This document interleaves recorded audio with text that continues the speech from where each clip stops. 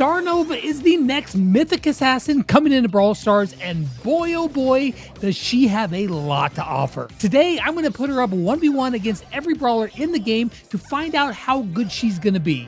First off, let's go over what she can do. At max level, she has a respectable 7,400 hit points, which is the same as Edgar.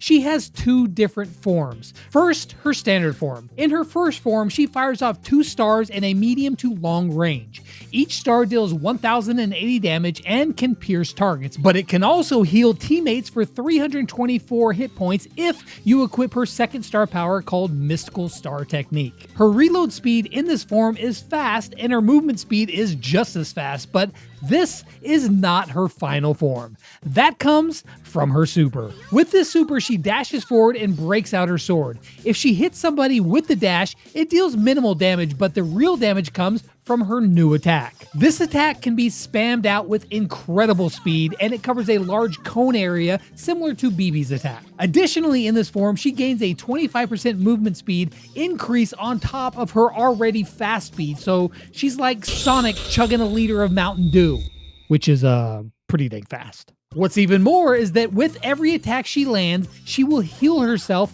for 30% of the damage dealt with every swing. And if you want to make them swings even deadlier, then roll in with her first star power called Power Level Maximum. With this, every hit that she lands during her super will increase her next attack by 5%, ramping up to a maximum of 30% extra damage. With that speed, you can attack fast and move even faster, but if you want some really crazy moves, then her gadgets are there just for that. Her first one is called Floaty Time. With this, she drops a turret that will allow her or any teammate that enters this area to fly. Use it to float over a wall or just avoid damage, although you cannot attack when you are floating. There could be some really cool utility here, but her second one is just as cool. It's called the Shining Star of Friendship and Justice. This gadget can be aimed, and when fired, it shoots a floating star. If it hits an enemy, it will deal 1,600 damage, or you can use it on a teammate and it will heal them for the same amount. But the real trick is that if you tap your gadget again while it's in air, you can teleport to the current location of the star.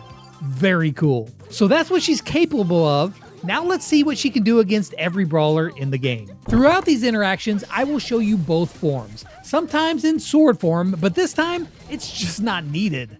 The throwers don't have the damage output to keep up, as Nova can unload her shots really fast and they do good damage. This would be vastly worse if she was in sword form, but I just wanted to show you her range form is pretty darn solid in its own right. So with one last kill on Barley, she sweeps the throwers without even having to go into assassin mode. 7-0, not bad at all. Now in the game, it's actually a bit tougher for her. While she does have a dash, its range really isn't very far, and she doesn't have a wall break either. Now she could use her floating gadget to go over a wall, but she floats slow, and when she's in the air, of course she can't attack, so it doesn't make it a surprise attack on a thrower. Her other gadget could catch someone off guard, but again, it doesn't go through walls. However, if a thrower slips up at all, she can dash, and her speed in that form can run down pretty much any brawler in the game. So yeah, you're never truly safe, but overall, it's not as bad as it seems. But let's take a look at her when she unleashes her sword versus the assassins. While Nova didn't need the sword versus the throwers, here she absolutely does. These assassins pump out considerably more damage, and she needs to keep up. But even more so, one of the biggest benefits of this form is the healing. Getting back around 700 hit points with every swing is very welcome, especially when she can unload her shots so fast, it's essentially over 2,000 healing every time she breaks out the sword. Her damage in this form is actually pretty comparable to her range attack, so it's really about how fast she unloads her shots and the healing that it provides. She's able to take out Melody without too much effort, and Lily's damage simply cannot overcome Nova's healing. Even Allie, who's known for that fast burst damage, doesn't have enough to win. Gigi, however, yeah, spin to win. And just for fun, here's Nova's sword versus her range. Pretty clear. Crow actually comes pretty darn close to winning, but falls just short.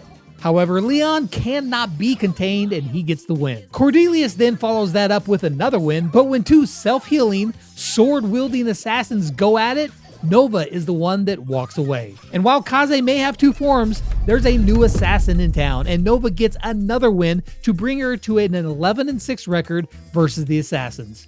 pretty solid actually. Now in a game, I think this one's a pretty darn fair fight. If she gets surprised by another assassin like Leon and she's in her range form, it's not going to end well for her. But make no mistake, she has quite the advantage being able to deal this much damage from this far away. While she may not be as bursty as some of the other brawlers in this class, she is far and away more versatile and has some really good survivability between all of her abilities. She can 100% hold her own at range against most brawlers, with the added benefit of being able to charge in and get those kills with her sword. And if you needed to make a quick exit, you can always use your Starr gadget in the opposite way and teleport out of trouble. I say that she can hold her own at range, but let's put that to the test against the marksman. I put her at range here to illustrate one thing, that her damage and usefulness as a range brawler is not lacking at all. Her shots come out really fast, and even though it's not being used right now, that piercing damage can be super dangerous. What you're not getting to see here are that her shots are vastly easier to land as that shot width is really wide. So it's range, but it doesn't take as much skill to pull it off. Less point damage upside, but she is capable, no doubt, as we see right here against Mandy. Maisie, however, does much more damage, but Angelo just can't seem to get off shot number 2. Janet's shots don't come out nearly as fast as Nova, and Pierce can't even unload shot number 3 before he's gone. So 8 and 3 as a range brawler against the best range brawlers in the game. I'd say that's pretty darn good. Now in the game, it's not quite that easy. Her range is a good bit less than these brawlers, and if it's all about range, well, she's not even going to be able to hit them. However, she is very fast, and she will be a hard target to hit. That gives her the opportunity to work herself into range, and then once she does and lands a few shots, that super is going to be ready to go and she can charge in, and that's when things get real ugly real quick for these long range brawlers. She will be able to overwhelm them when she gets up close and personal, and there isn't a whole lot that they can do about it. And again, her gadget where she can teleport can close that gap. Comboed with her super, she's pretty much guaranteed to make an impact, and it's gonna hurt. Speaking of getting hurt, let's see how Nova does versus the tanks. Naturally, Nova is going to have to use her sword attack for this, even if that does mean putting her right next to the tanks, which is where they want her to be. I actually tested out putting the tanks at range and having them walk up to her, and they destroyed her, just so you know. On the bright side of doing it this way, she is actually able to heal herself up quite a bit, which makes all of the difference in some of these fights. As always, rushing to fight any tank face to face isn't the choice you almost ever want to make, but with her ability to chip away and then rush in when it suits her, it can actually work out pretty darn well. Against brawlers like Ash, she actually puts up a pretty darn good fight. I mean, she still loses, but yeah, Hank starts off strong, but Nova takes over and is able to get the win. Against Trunk, it ends pretty darn quickly, but she puts a dent in his health bar. Buster, however, is left searching for that last shot, and he just can't seem to find it. Ollie doesn't even have the damage to remotely compare here, and he loses. But the wild one is the new tank Damien, where I thought that she would get dunked on, and he even uses super, but she still wins. Meg even has the range, but here, it doesn't matter as she gets a ton of healing and eventually takes the dub. And then finally, we have Draco. But yeah, that crit damage, it's too much. Still though, 7 and 7, an impressive scoreline for a brawler with half the health of some of these tanks. Now, is this a matchup that you always want to go for? Probably not.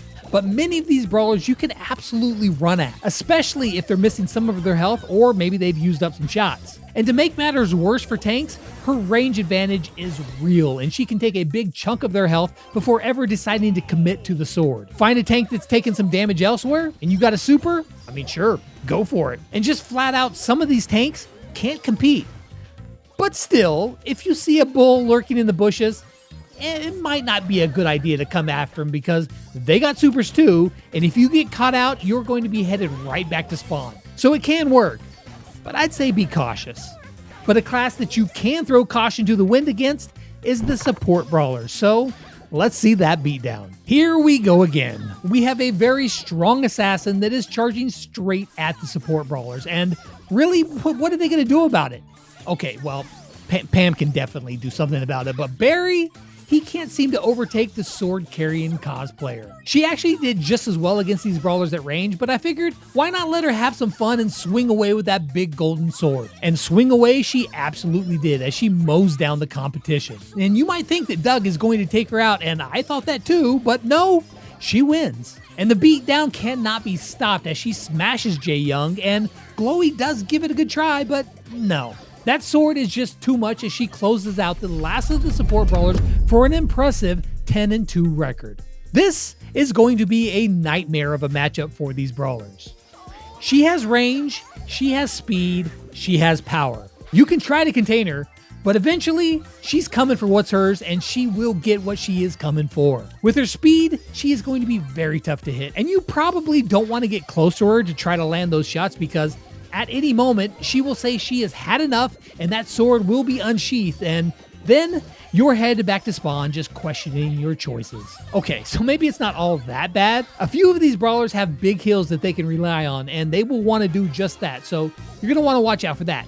But for the most part, these brawlers are not going to want to see you coming if you're playing Nova. Brawlers that might not mind as much though are the damage dealers, so let's see how they do. So then, Nova meets her match against these high damage brawlers. Almost all of these brawlers have the capability to outdamage her in one way or another, but many of them rely on range to get it done. Sometimes it works out for her, and sometimes, like against 8-Bit, it doesn't. But the brawlers that do have range on their side normally are quite a bit squishier, so they have a tough time with an assassin in their face. Actually, most brawlers in the game have a tough time when you have that much damage charging your way. And for the most part, that's no different here. There are some brawlers like Pearl who simply shrug it off, but Nova is not to be trifled with, and she shows that clearly against Terra. And even RT can't seem to put her down. Clancy at stage 2 almost wins, although he would for sure at stage 3, but Mo? Not happening. Lumi's damage is constant, but here, it's not enough. And even Mina, who can dish out a ton of pain, is the one who gets hurt. Naja? Okay bro, this is not your game. And even Spike, who is known for his stopping power, gets stopped here. And Surge, he loses too. However, we can always count on Chester to bail out the damage dealers to get a win. So 15-5. That is a dang good record for a brawler with this much versatility. Now, practically speaking, when the game starts, it's not going to be quite that simple for Nova. I mean, yes, she can hold her own, but her health does make her a target. And if she isn't sporting a bunch of health, she probably won't choose to dash in on these brawlers, even if she does get a bunch of healing from her shots. Because, I mean, if you die right when you go in, you're not getting that healing. So it's probably best to wait till you're at full health unless you're okay with possibly trading. She's an assassin, but she doesn't have a stun like Buzz or a jump like Crow. She's vulnerable when she's charging in, and enemies are absolutely going to take that opportunity to spam out some shots on you to get you weak. The healing helps, but just because you have that dash doesn't mean you should always use it. But perhaps she can overpower the controllers. Let's find out. So then, this is the final group of brawlers, and it's always a strange one to go against. There are all sorts of wild brawlers here that range from quasi-throwers to absolute tank stoppers, so knowing what to expect is really going to vary wildly from brawler to brawler. I will say that in a game, you might want to watch out for this class though, because they have abilities that will catch you off guard and turn the tables on you pretty quickly. That being said, she is able to be very versatile herself, and that's one of her biggest strengths, as we'll discuss here in a second, right after she finishes getting dunked on by Mr. P. That one hurt a little. It goes to show you that in most scenarios, you really need to take them at an individual brawler level. What happens in base level interactions is a good indicator of how strong she might be if all things are equal, but in a game, they very rarely are. It almost always comes down to the matchup, and that's where these tests can help, but more importantly is player skill, and no amount of tests are going to help you there. But I mean, they are fun, although not so fun for Charlie as she's getting destroyed like that. And Finks is normally good against assassins, but not in this case. Ziggy never really stood a chance at winning, and Sandy just doesn't have the damage to stand up to her. Amber, however, puts a big dent in that health bar. And finally, Sirius gives it his best shot, but in the end, his star collapses into a black hole of failure. So then, you have seen Starr Nova 1v1 versus every brawler in Brawl Stars, and she did pretty darn well. Does that mean she's going to be the next overpowered brawler in the game? Actually, I don't really know. I do think that she is probably one of the most versatile assassins in Brawl Stars next to Crow. She has very solid range damage. Her dash helps her gain space, but it's not super long range. The healing is nice and can turn the tide of many matches, but her health is just average. On the bright side, her speed is a huge positive, not only for dodging shots and being slippery, but also, and perhaps more importantly, it makes her really fun to play. And I think that this is one of the best things about this brawler.